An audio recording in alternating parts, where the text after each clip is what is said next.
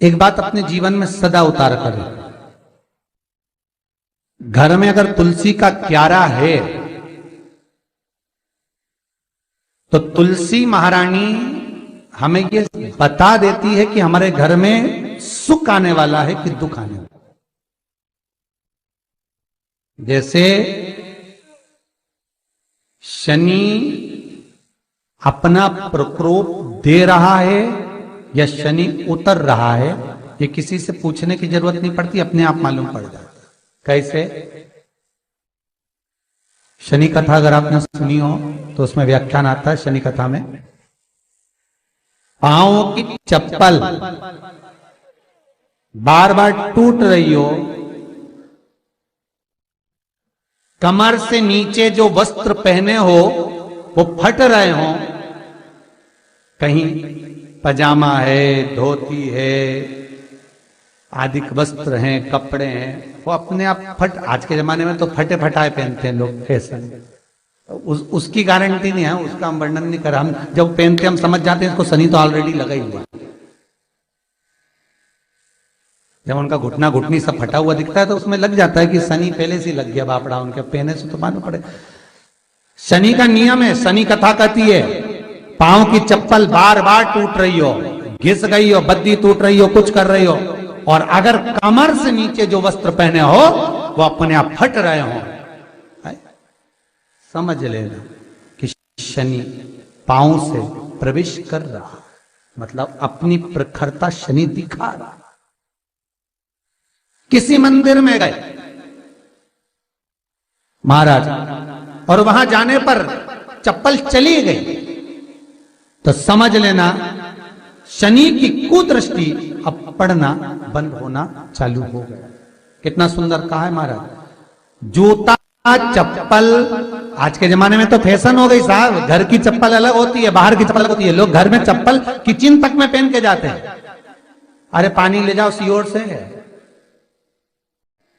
रसोई घर में लोग चप्पल पहन कर जाते हैं, जहां भगवान का प्रसाद बन रहा है, जहां अन्नपूर्णा निवास कर रही है, और पूछो तो कह किचन की चप्पल है तो माथे पे रख लो। तुम अपनी मां को जरूर देखना है एक बार, वो बूढ़ी मां कितनी बार किचन में चप्पल पहन कर गई, मुझे जरूर फोन कर कर बताना। बूढ़ी मां रसोई घर में आज भी बिना चप्पल के जाती है, और बहुओं की कहीं एड़ी नहीं फट जाए, ठंड नहीं बैठ जाए, इसलिए ये रसोई घर तक में चप्पल पहन कर जाती है। सूर्य नारायण की कथा पढ़ना, शनि महाराज की कथा पढ़ना, और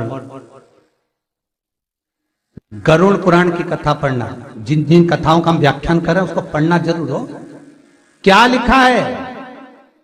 घर के अंदर जब चप्पल जाती है, रोग, बीमारी, कष्ट, तकलीफ चालू हो जाती है। तुमने चप्पल क्यों पहनी? ठंड नहीं बैठ जाए, रोग नहीं बैठ जाए।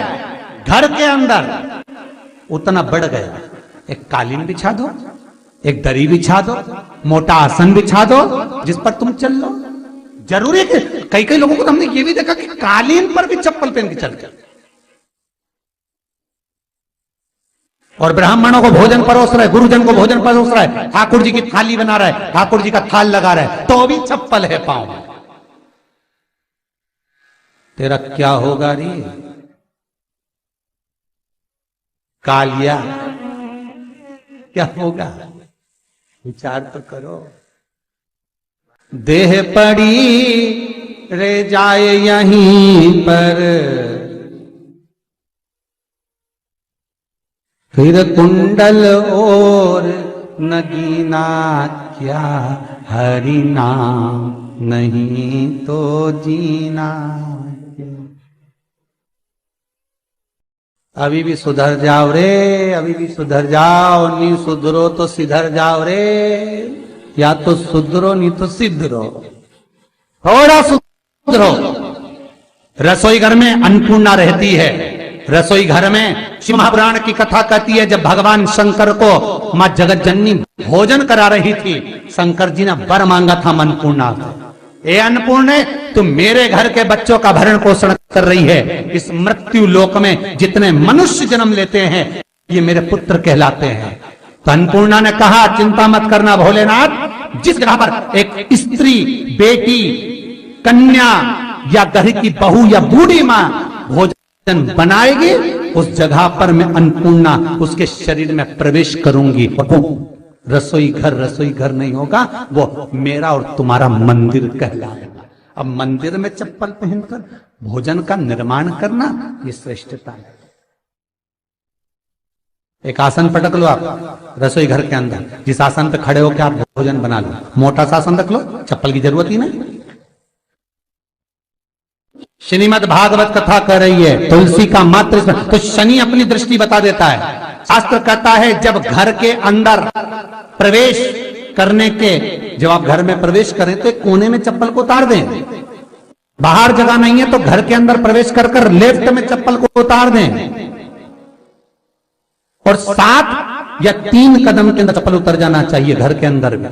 और उसके बाद अगर चप्पल अंदर प्रवेश कर रही है तो राहु केतु शनि के साथ प्रवेश करते हैं, जिसके घर में बीमारी कभी पीछा नहीं छोड़ती। शनि कथा, सूर्य की कथा का स्मरण करिए, आपको मालूम है, पहचान हो जाता है। महाराज तुलसी बता देती है कि आपके घर की दशा क्या है। बार बार जल डालने के बाद भी तुलसी सूख रही है, बार बार आप पूजन कर रहे हैं, पाठ कर रहे हैं, तो भी तुलसी के दल सूख रहे हैं। तुलसी बता देगी कि तुम्हारे घर में तकलीफ आने वाली है, कष्ट आने वाला है, सूख रही है। किसी ने जरूर कुछ ना कुछ ऐसा है कि इसमें घर में कुछ तकलीफ आएगी, तुमने लगाया फिर सूखी, फिर लगाया फिर सूखी। तुलसा महारानी बता देती है कि कष्ट है। और जिस गमले की तुलसा घेर घमोर हो, फलित तो हो, आनंद में हो, तो उस घर में फिर दुख नहीं आता, समृद्धि खुद बढ़ती चली।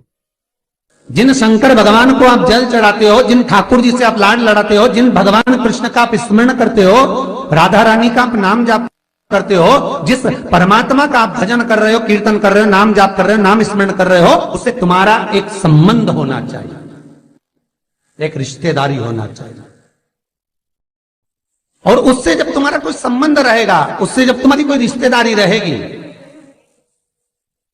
तो उस रिश्तेदारी में जैसे ही आपके प्राण छूटे, और छूटते से ही आप जब गए, तो जाते ही आप कहोगे कि कृष्ण से मेरा ये संबंध है, वो मेरा पुत्र, वो मेरा भाई, वो मेरा बेटा, वो मेरा सगा, वो मेरा रिश्तेदार, वो मेरा कुटुंबी, वो मेरा पुत्र।